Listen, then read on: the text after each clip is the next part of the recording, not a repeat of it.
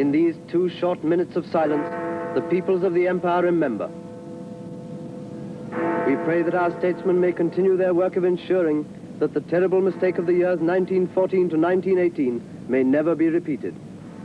1 year later, when this man, Neville Chamberlain, became Prime Minister, the peace seemed already to be slipping away. His chief task would be to try and avert war. His policy was summed up in one word: appeasement. Chamberlain had already seen one great war tear Europe apart. He believed another would destroy civilization. But Mussolini, dictator of Italy, was looking for military glory for himself and his country.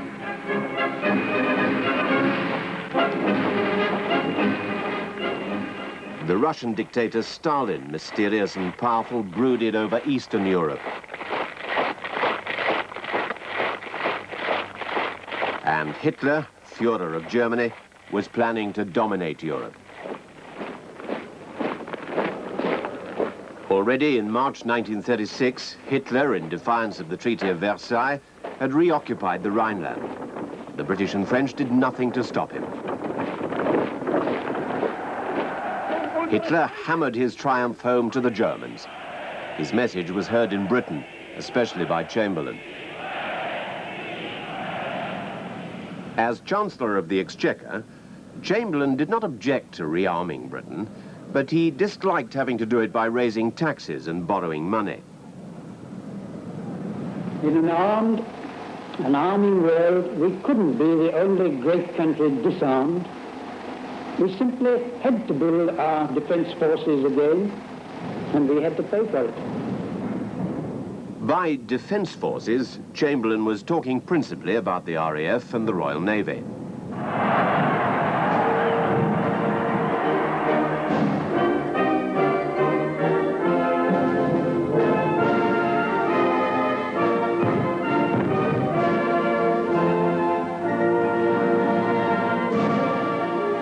The Navy's great task was to protect the British Empire, strewn around the globe from India and Africa and Canada through New Zealand and Australia to the East Indies.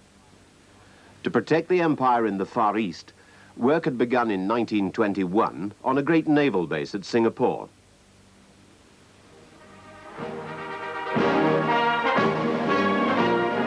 On the surface, Britain looked confident and secure, in control of her empire.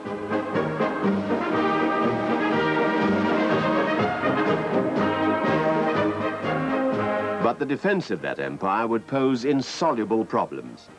For one thing, we could not afford a war here in the East and at the same time fight the dictators in Europe. Many people believed the best way to avoid war was to support the League of Nations. It was a fine thing to believe. There is, in our judgment, no dispute between nations that cannot be settled by peaceful means.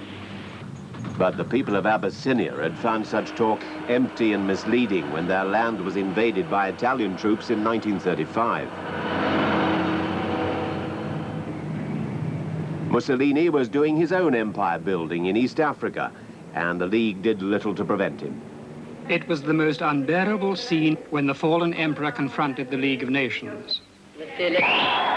Italian journalists whistled their derision. Haile Selassie faced them with heartbreaking dignity. Are the states present here today, asked Haile Selassie, going to set up a terrible precedent by bowing before force? What reply shall I take back to my people? The League made no reply. But in Britain, the desire for peace was so strong that many people continued to support the League, particularly the young. They sincerely believed that no one could really want war.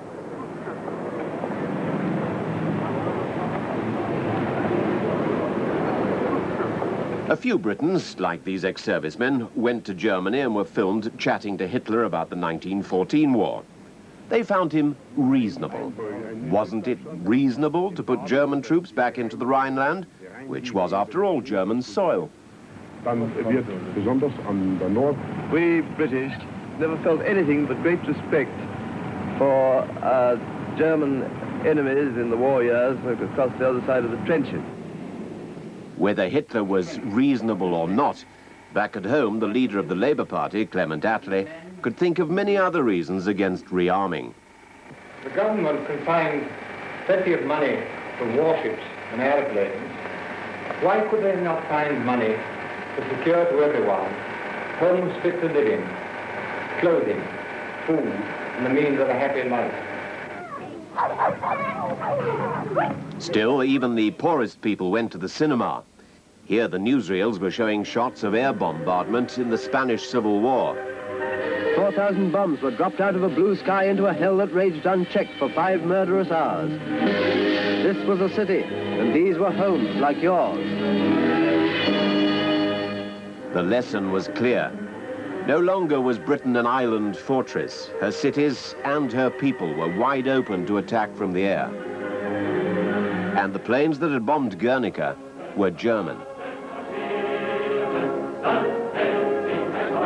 As Germany flaunted her military strength, the British people and their leaders could well imagine, could almost see the Luftwaffe over undefended British cities.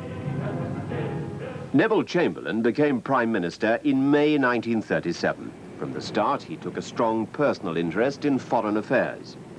In November, he sent Lord Halifax, soon to be his Foreign Secretary, to Berlin to find out what Hitler's claims in Europe really were. Hitler told Halifax nothing. Instead, the visit turned into a polite social occasion. But 4 months later, on the 12th of March 1938, Hitler's troops marched unopposed into Austria. Any protests were drowned in a tide of wild enthusiasm. In open defiance of the Treaty of Versailles, Hitler declared the Anschluss, or union, of Austria with Germany. He'd returned to the land of his birth as Führer of the Greater German Reich.